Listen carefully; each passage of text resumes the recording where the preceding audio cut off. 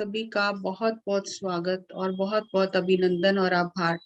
दोस्तों, आप सबकी ऊर्जा, आप सबके दशमेश पिता से प्रेम और इस सामूहिक ध्यान की वजह से हर दिन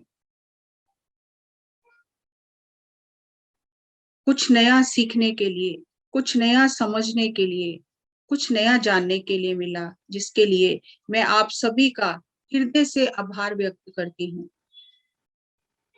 कथाएं तो हम बचपन से ही सुनते रहते हैं, सुनते आए हैं, सुन भी रहे हैं, लेकिन उस कथा के पीछे, उस प्रसंग के पीछे संदेश क्या है, उस प्रसंग के पीछे सिद्धांत क्या है, जब तक वो समझ में नहीं आएगा तब तक कथाएं सुनते सुनते जीवन बीत जाएगा, लेकिन जीवन रूपांतरण नहीं होगा।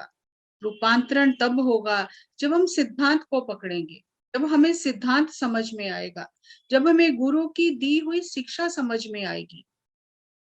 इन 5 दिनों में हमने जाना साहिब श्री गुरु गोविंद सिंह जी के हेमकुंड पर्वत से तपस्या करते हुए सत्यलोक जाने की, सत्यलोक से मातलोक में आने की और मातलोक में अपनी लीला करने की अनेक कथाएं, अनेक गाथाएं हमने सुनी, जानी, उन सूत्रों को समझा।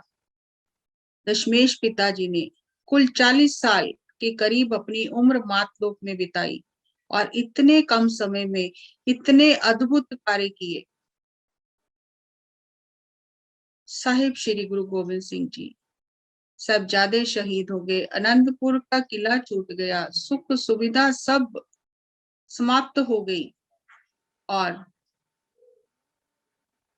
भेष बदलकर उच्च के पीर बन के दीना नगर पहुंच गए, जहां माताएं आई और उन्होंने पूछा साहिबजादे कहाँ हैं। तो दशमेश पिता ने कहा कि इन पुत्रन के शीश पर वार दिए सुत चार, चार मुए तो क्या हुआ, जीवत कई हजार।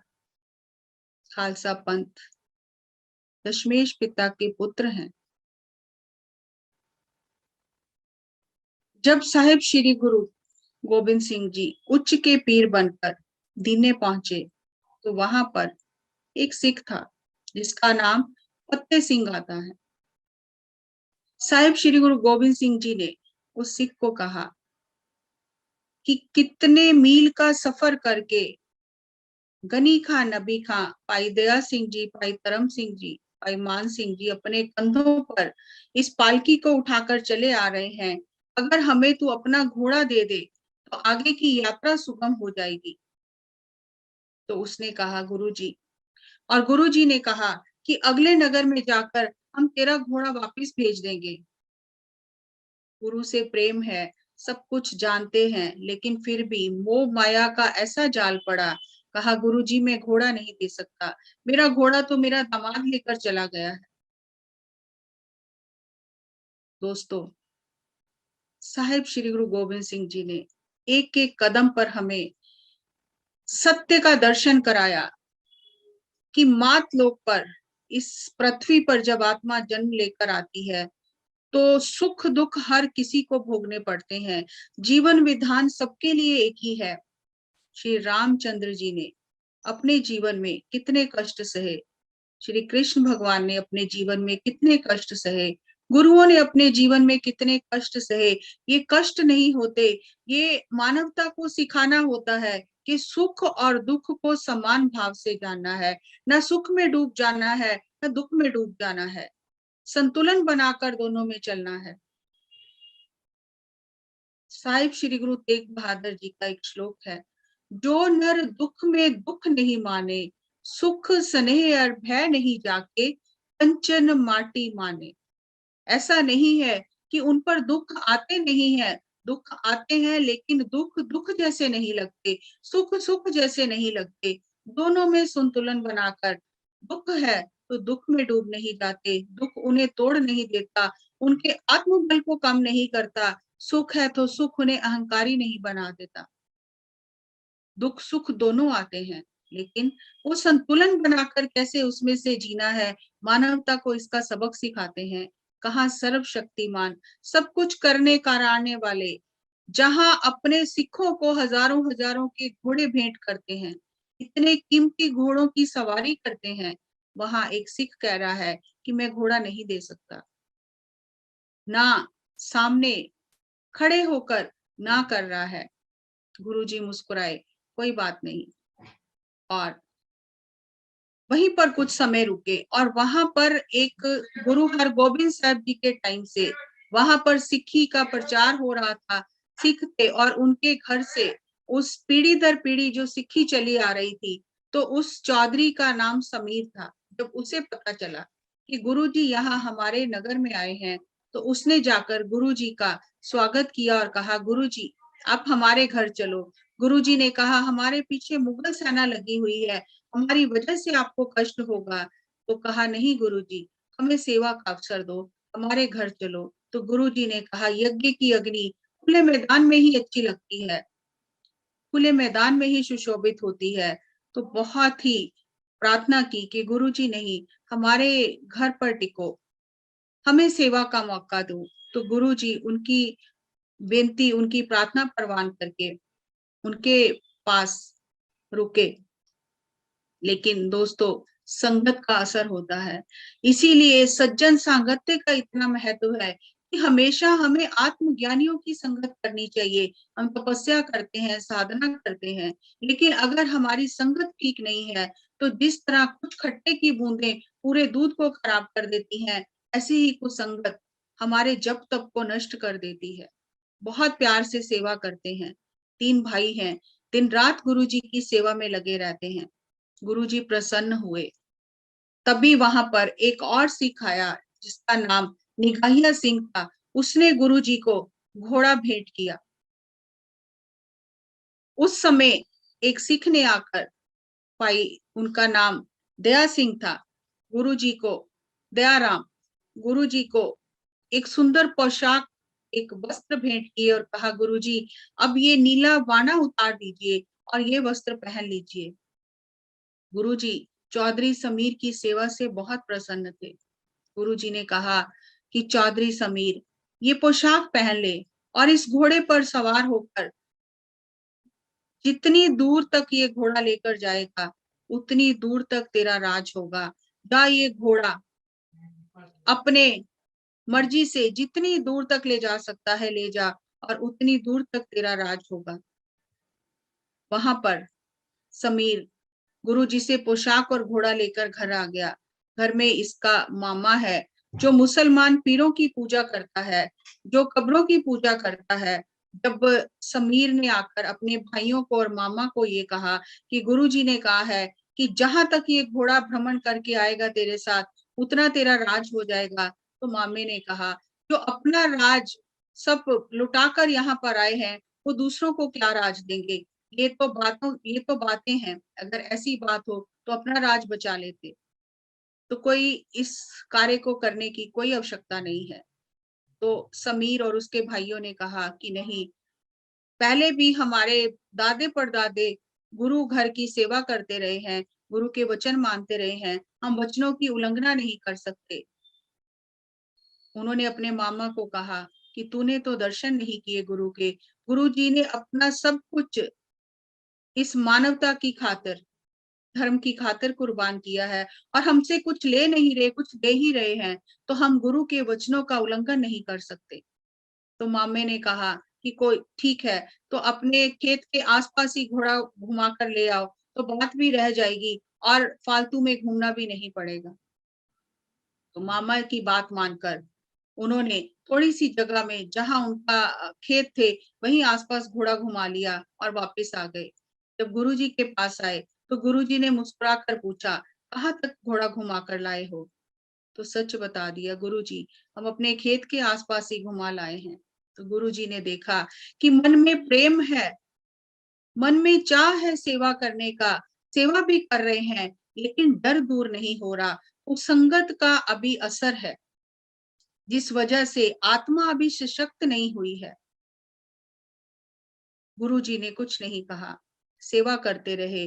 और एक दिन जब गुरुजी प्रसाद ग्रहण कर रहे थे, तो चौधरी समीर के मन में आया कि मुझे भी थोड़ा प्रसाद गुरुजी के इस थाली से मिल जाए। तो गुरुजी जानन हारे कहने लगे चौधरी समीर को, ये प्रसाद तुम ग्रहण करो।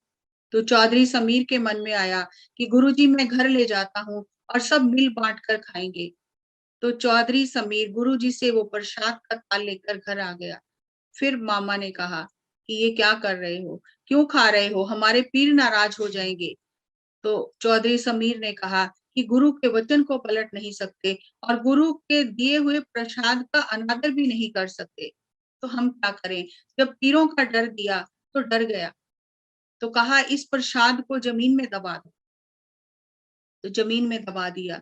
जब चौधरी समीर गुरुजी के पास गया तो गुरुजी ने मुस्कुराकर पूछा कि प्रसाद ग्रहण किया है क्या।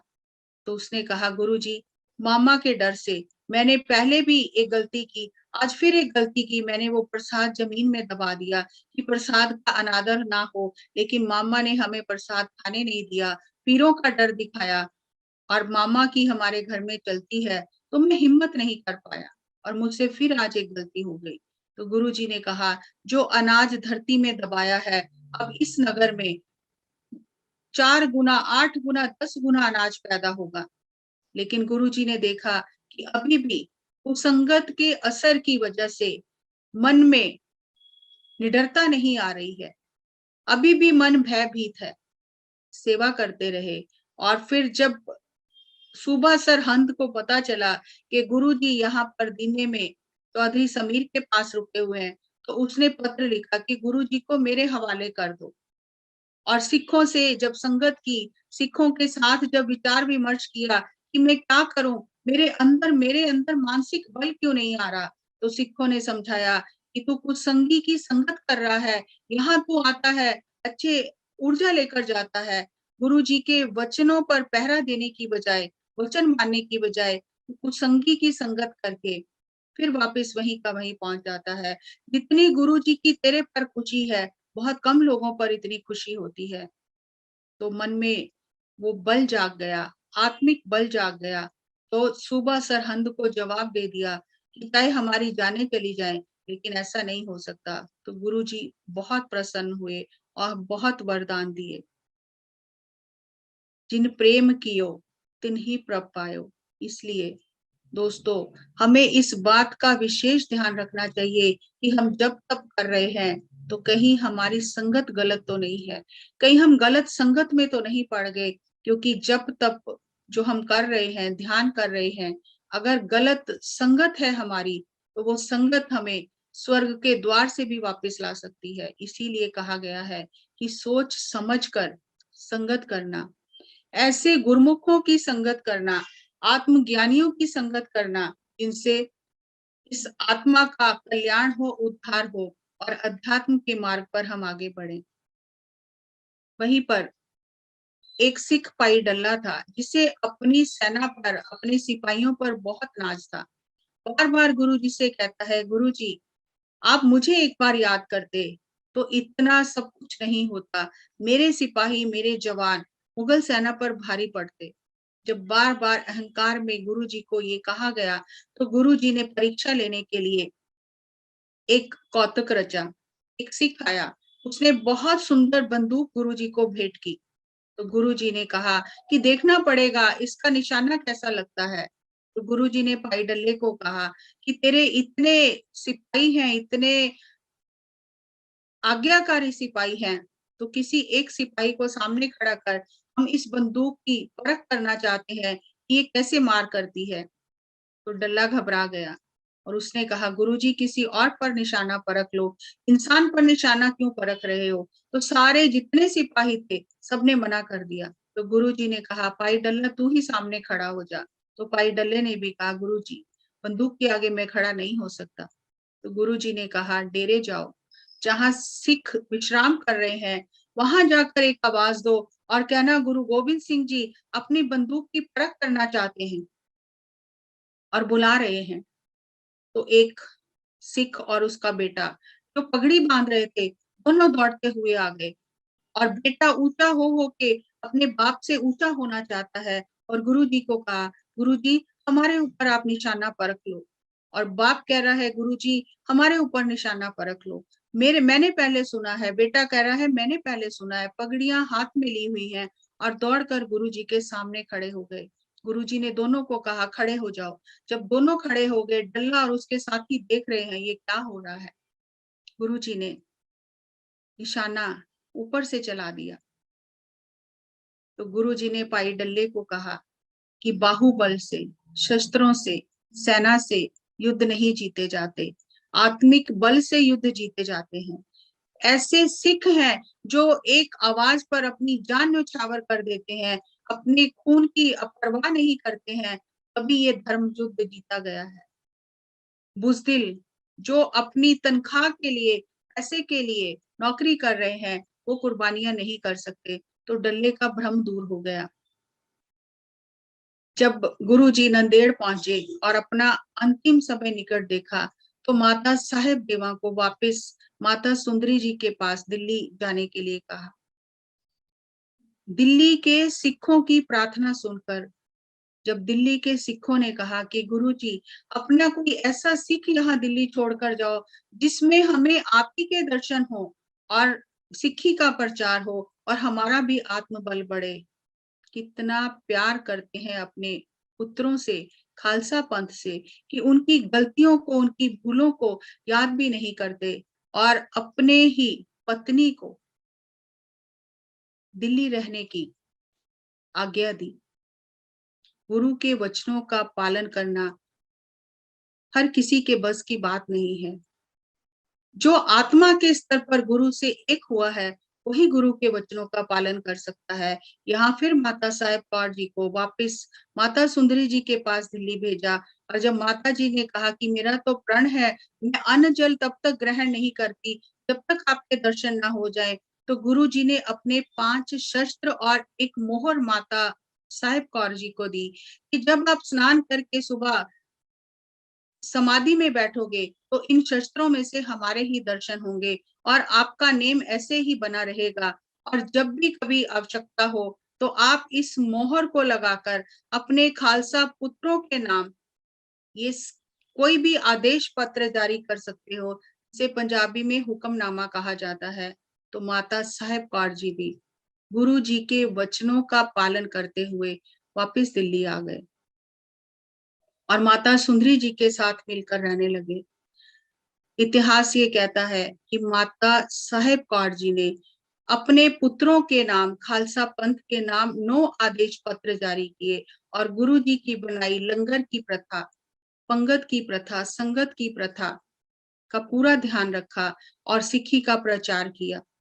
गुरुजी जानते थे कि माता साहेब कौर जी अध्यात्म की ऊंचाइयां छू चुकी हैं और इनसे हमारा वियोग बर्दाश्त नहीं होगा, ये सहन नहीं कर पाएंगी। तो गुरुजी ने माता साहेब कौर जी से ये वचन लिया कि जितनी परमात्मा ने आयु दी है, उस आयु को भोग कर ही आप वापिस सत्यलोक आएंगे। अपनी इच्छा से अपने शरीर का त्याग नहीं करना। जो परमात्मा ने किया है, जो वो कर रहा है, उसे सिर माथे पर स्वीकार करना, उसमें कोई भी किंतु परंतु नहीं करना। जितनी भी उम्र आपकी परमात्मा ने दी है, वो पूरी भोग कर ही आप वापस आना। तो माता साहेब देवा पहले ही कम बात करते थे, साधना में रहते थे और ज्यादा साधना में लीन रहने लगे। और गुरु जी के जाने के काफी सालों बाद, शायद 39 साल बाद, माता साहेब कौर जी ने एक दिन माता सुंदरी जी से कहा कि हमारा भी जाने का समय आ गया है, और वो मोहर और वो शस्त्र माता सुंदरी जी के हवाले कर दिए और अपना शरीर अपनी इच्छा से त्याग दिया। कुल उम्र 66 साल इस मातलोक पर भोगी। और यहाँ कुछ सिखों ने माता सुंदरी जी और माता साहेब कौर के बीच में मनमुटाव पैदा करने की भी कोशिश की, लेकिन माता साहेब कौर जी ने ये आदेश जारी किया कि गुरु का परिवार एक है, इसे अलग करने का प्रयास ना करें। माता सुंदरी जी का आदेश ही मेरा आदेश है। हर पल कठिनाइयों का सामना करना पड़ता है, हर किसी को चुनौतियों का सामना करना पड़ता है, लेकिन उन चुनौतियों में से कैसे अपना रास्ता बनाकर निकलते हैं, यही खेल है इस मातलोक का। यहाँ पर गुरु जी जब सत्यलोक चले जाते हैं, जब गुरु जी के पेट में कटार मार दी जाती है और गुरु जी साहिब श्री गुरु ग्रंथ साहिब जी को गुरियाई गद्दी दे देते हैं। तो सब सिखों को आदेश देते हैं कि अब हमारा दर्शन गुरु ग्रंथ साहब में से होगा या गुरु पंथ में से होगा, और देहधारी गुरु की परंपरा समाप्त कर दी। और साहिब श्री गुरु गोविंद सिंह जी जब सिख वैराग कर रहे थे तो कहा कि जिस तरह से बर्फ पानी बन जाती है, फिर पानी भाप बनकर बादल बन जाता है, फिर बादल बरस जाते हैं, तो रूप बदलता रहता है। इसी तरह गुरु भी रूप बदलता रहता है। कभी वो शरीर रूप में दिखाई देता है, कभी दिखाई नहीं देता, लेकिन ज्योत तो व्याप्त ही रहती है। इसलिए शोक नहीं करना, आनंद से रहना, कोई भी शोक ना मनाए। गुरु हमेशा हाजिर नाजिर है। और जब श्री गुरु जी ने चंदन की चिखा तैयार करवाई और खालसा पंथ को वाहिगुरु जी का खालसा, वाहिगुरु जी की फतेह बुलाकर चिखा के अंदर प्रवेश कर गए और कहा हमारा अंगीठा, हमारी चिखा कोई ना खोले, कोई ना देखे इसे बाद में। तो पूरे शस्त्र वस्त्र धारण करके चिखा के ऊपर जाकर विश्राम किया और योग अग्नि से 5 तत्वों में 5 तत्व मिला दिए और अलोप हो गए।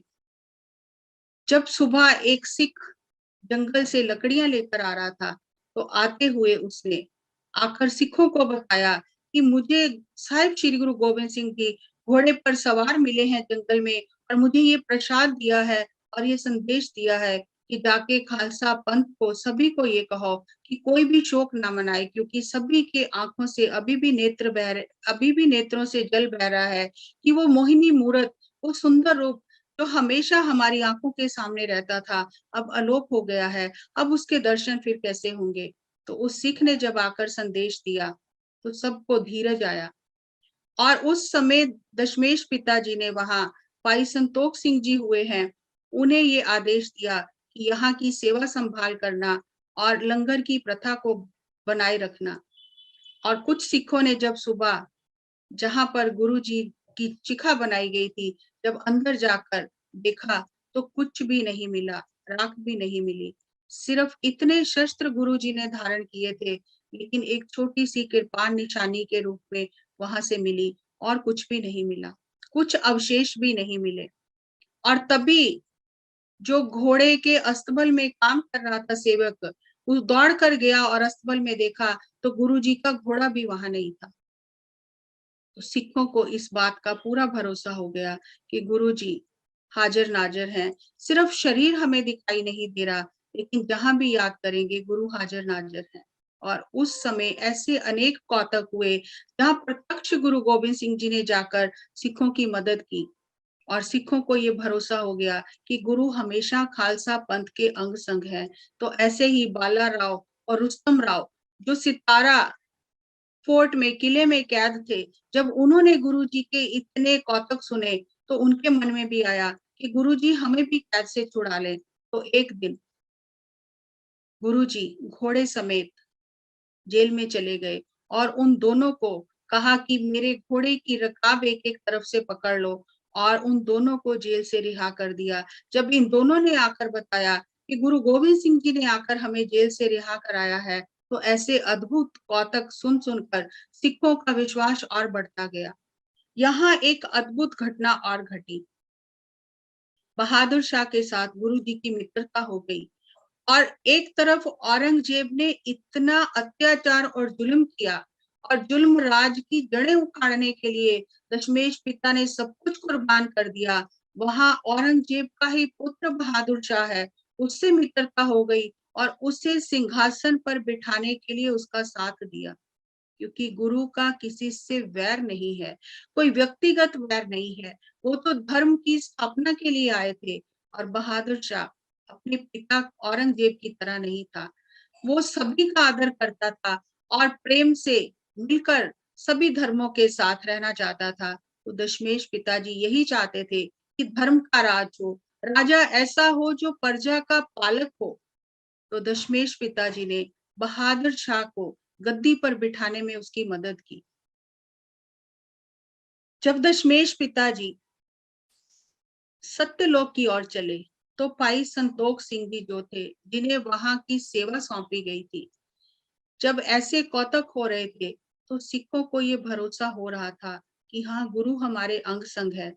तो जो एक पोथी है श्री कलगीधर चमत्कार भाई वीर सिंह जी की भाग 2, उसमें एक कथा है अर्शी प्रीतम, पेज नंबर 358 टू 379।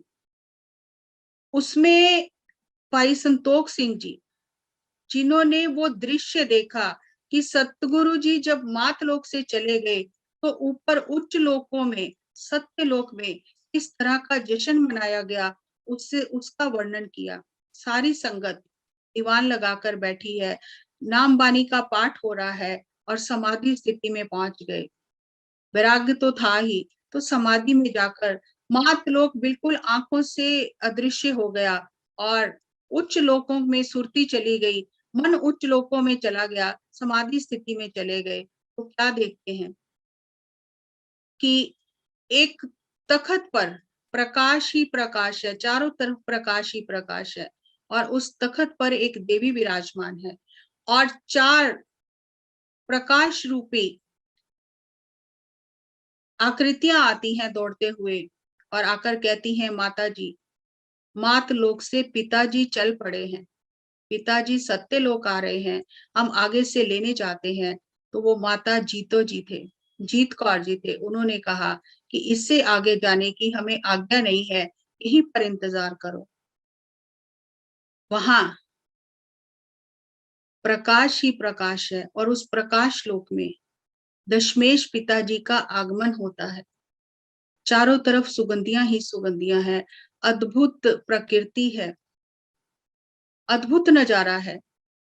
और आकर दशमेश पिताजी उस प्रकाश में तख्त पर विराजमान होते हैं और माता गुजरी जी आते हैं और दशमेश पिताजी माता गुजरी जी के चरणों में प्रणाम करते हैं और कहते हैं, माता जी, आपने बहुत कष्ट सहे, बहुत दुख झेले मातलोक में जाकर, लेकिन आपके दुख झेलने की वजह से आज धरती पर मानवता सुखी हो गई है। माता जी ने दशमेश पिता को गले लगाया और कहा कि आपकी लीला आप ही जानते हो, आपके साथ होने से दुख दुख नहीं लगा, सुख सुख नहीं लगा, सब कुछ सहज ही हो गया। फिर दशमेश पिताजी ने बड़े साहबजादा अजीत सिंह और साहबजादा जुझार सिंह को प्यार किया और कहा कि जंग के मैदान में जो शरीर टुकड़े टुकड़े हो गया था, आज यहाँ प्रकाश लोक में प्रकाश ही प्रकाश है, आत्मा की तो कोई मृत्यु है ही नहीं। आपने उस मात लोक में जो मृत्यु प्राप्त की है, आप यहाँ आत्मलोक में अमर हो गए हो, आपको आत्मलोक का राज्य प्राप्त हुआ है। आपके इस कुर्बानी ने, आपके इस खून ने बुजदिल दिलों में जान डाल दी है, मानवता की आत्मा को जगा दिया है, और आपके खून के एक एक कतरे से मेरे इतने पुत्र पैदा हुए हैं कि आपने मुझे लाखों पुत्रों का पिता बना दिया है। आपकी कुर्बानी महान है। छोटे साहबजादों को गले लगाते हैं। बहुत घुटन हुई होगी, जब दीवारों में चिना दिया होगा, बहुत कष्ट सहा होगा, लेकिन आपके कष्ट सहने से मानवता सुखी हो गई है। आज मानवता सुख का सांस ले रही है। आपके गले पर जो तलवार चली है, जो आपको मौत के घाट उतारा है, लेकिन मानवता के बंधन कट गए हैं। बहुत प्यार किया और फिर कुछ देर तक ये प्रेम पूर्ण वातावरण वहां बना रहा। और फिर दशमेश पिताजी ने कहा कि वो सारे सिख जिन्होंने अपनी जाने धर्म पर कुर्बान की हैं, वो सब बाहर खड़े हैं, सभी को अंदर लेकर आओ। और एक एक के गले मिलते हैं, एक एक को गले लगाते हैं, आशीषें देते हैं, वरदान देते हैं कि मेरे जो मात लोक पर मैं जिस कार्य को करने के लिए गया था, मेरे साथ कंधे से कंधा मिला के आपने वो मेरे कार्य में सहयोग किया है। और मैं जिस कार्य को लेकर धर्म की स्थापना के लिए यहाँ से अकाल पुरख से आदेश लेकर गया था, आप सबने मेरा सहयोग किया है और मैं अपने कार्य को आप सबकी सहायता से संपूर्ण करके वापस लौटा हूँ। सबको प्यार किया, पंच प्यारे, चाली मुक्ते, साहिबजादे, जिसने इस धर्म की राह पर अपनी कुर्बानी दी थी, सभी को प्यार किया, सभी को आशीर्वाद दिए। और फिर वहां से एक और दृश्य बदल जाता है, एक और अत्यंत अद्भुत सिंहासन सज जाता है, जो हीरे जड़ित सिंहासन है, जिसकी शोभा देखी नहीं जाती, नजरें उस टिकती नहीं है उस सिंहासन पर। और वहां पर विभिन्न 9 प्रकार के प्रकाश चमक रहे हैं, आकृतियां दिखाई नहीं दे रही, अलग अलग तरह का प्रकाश दिखाई दे रहा है, ज्योत दिखाई दे रही है। और वहां पर दशमेश पिता पहुंचते हैं और 10वीं ज्योत वहां विराजमान हो जाती है और जाकर एक एक ज्योत के आगे प्रणाम करते हैं। वो दशमेश पिता जो कभी मातलोक में किसी के आगे झुके नहीं, आज एक एक के आगे प्रणाम करते हैं। वो कोई और नहीं, वो 9 गुरु हैं। साहिब श्री गुरु नानक देव जी, साहिब श्री गुरु अंगद देव जी, साहिब श्री गुरु अमरदास जी, साहिब श्री गुरु रामदास जी, साहिब श्री गुरु अर्जन देव जी, साहिब श्री गुरु हर गोविंद जी, साहिब श्री गुरु हर कृष्ण हर राय जी, साहिब श्री गुरु हर कृष्ण जी और साहिब श्री गुरु तेग बहादुर जी।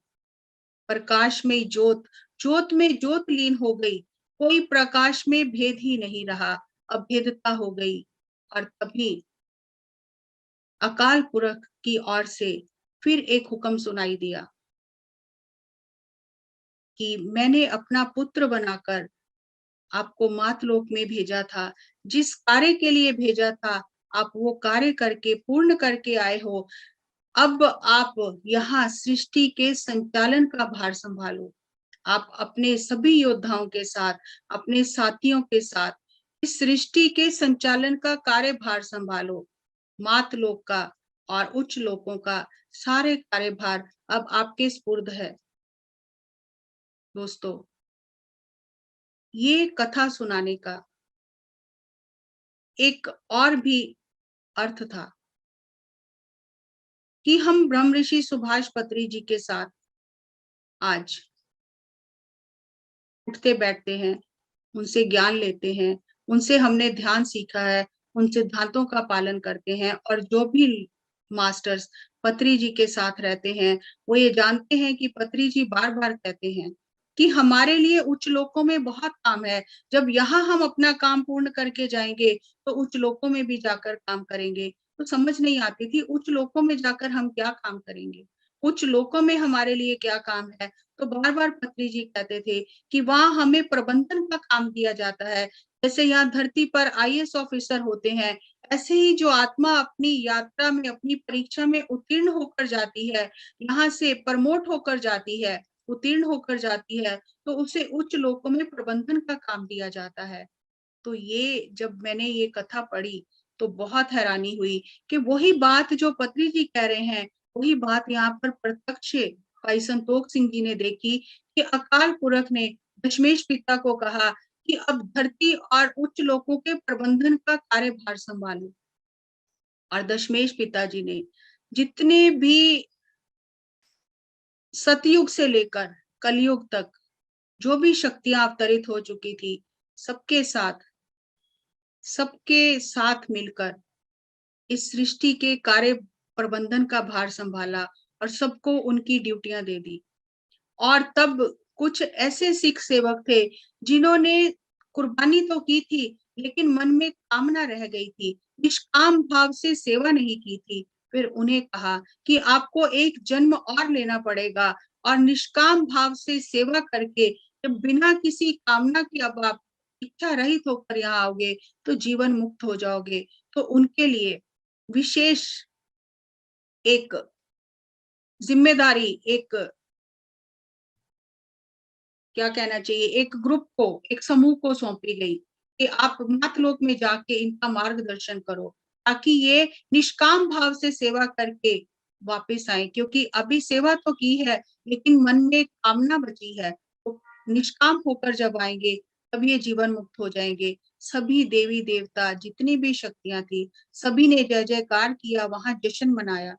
और जब भाई संतोख सिंह जी ये सब संगत के साथ देख रहे थे, और जब आंख खुली और वापिस मातलोक में आए, तब जयकारों की गूंज हो गई कि हम क्यों शोक मना रहे हैं।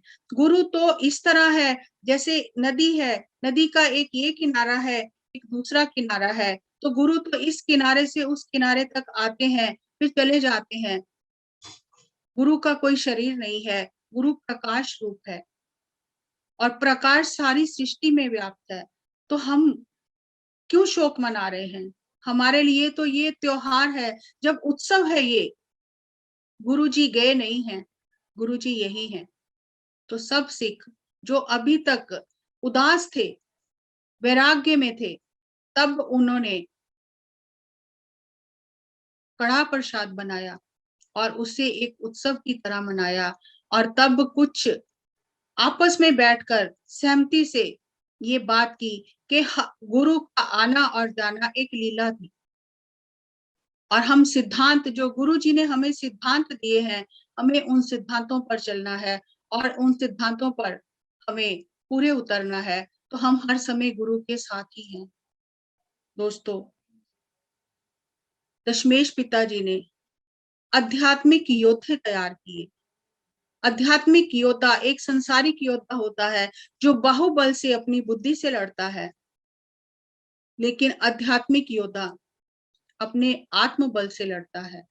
उसका आत्मबल इतना होता है कि उसको चाहे विद्या आती है या नहीं आती, शस्त्र चलाने आते हैं या नहीं आते, लेकिन आत्मिक बल जो है वो उसकी वजह से उसकी हर जगह जीत होती है। चाहे वो कहीं भी खड़ा हो जाए, उसकी जीत ही होती है। और यही दशमेश पिताजी ने बंदा सिंह बहादुर को भी कहा कि सिद्धांतों पर रहना, जब तक सिद्धांतों पर पहरा दोगे, सिद्धांतों का पालन करोगे, कभी हार नहीं होगी, मैं हर समय आपके साथ हूँ। गुरु जी ने कहा, खालसा खास कहावे सोई, जाके हृदय भरम ना होई, भरम भेखते रहे न्यारा, सो खालस सतगुरु हमारा। मेरा खालसा वही है जिसके मन में भय नहीं है, भ्रम नहीं है, जो सिद्धांतों के ऊपर चलता है, जो निडर होकर जीता है, जो निडर होकर मरता है, जिसके अंदर धीरज है, सहनशीलता है, जिसकी बुद्धि का जो दीपक है वो प्रकाशमय है, और जो अपने ज्ञान की तलवार से अपनी ही वृत्तियों को काट कर फेंकता है, वो मेरा खालसा है। जब लग खालसा रहे न्यारा, तब लग तेज दियो में सारा, जब ए गहे विपरन की रीत, मैं न करो इनकी प्रतीत। जब तक खालसा अपने सिद्धांतों पर पहरा देगा, तब तक मैं इनके साथ हूँ, और जब ये अपनी रीत को छोड़ देंगे तो मुझे इन पर कोई भरोसा नहीं रहेगा। तो दोस्तों, हमें जो गुरु जी ने सिखाया है वही हमें करना है।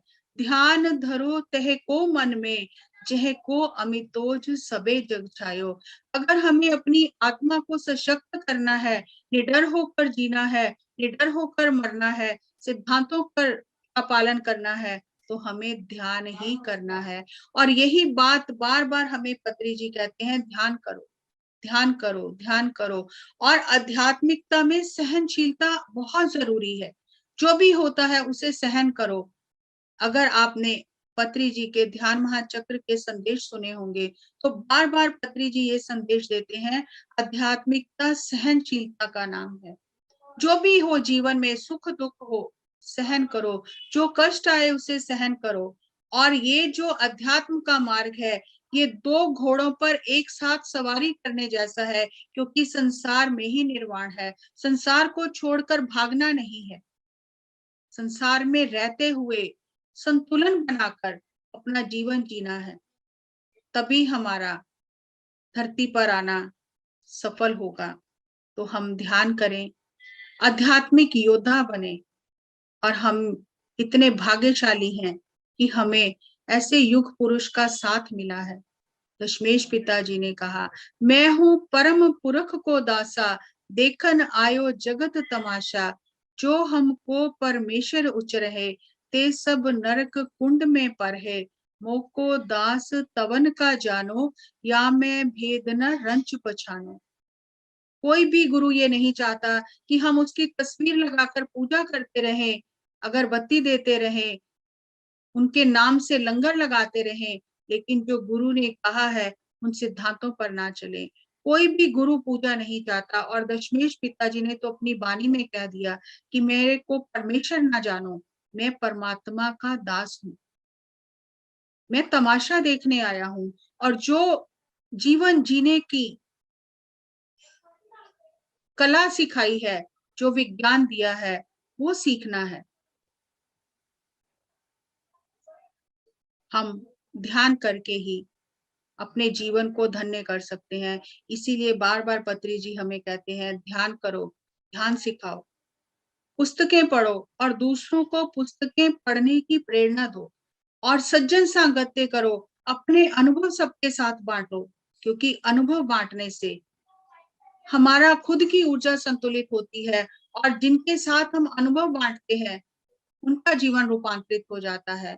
तो वही बात अगर हम पूरे इस सिद्धांत को देखें, तो वही बात सभी गुरु, सभी ऋषि मुनि, सभी संत भगत यही कहते आए हैं, ध्यान करो, स्वाध्याय करो, सज्जन सांगत्य करो, आत्मज्ञानियों की संगत करो, क्योंकि सत संगत ही भव सागर से पार होने की नौका है। तो हम सभी मिलकर थोड़ी देर ध्यान करेंगे। आंखें बंद कर लें। आती हुई सांस, जाती हुई सांस, हम भी अपने मन की आंख से, आत्मा की आंख से उस दृश्य को देखें। हमें भी इस बात पर भरोसा हो जाए कि गुरु हमेशा हमारे अंग संग है। इसीलिए कहा गया है, चरण शरण गुर एक पैंडा जाए चल, सतगुरु कोट पैंडा आगे हुए लेत है। एक कदम अगर सिख बढ़ाता है तो गुरु करोड़ कदम आगे से लेने आता है। ये कोई काल्पनिक कथाएं नहीं है। जो भी इस मार्ग पर चलते हैं वो सब ये अनुभव करते हैं। आती हुई सांस और जाती हुई सांस के साथ रहें।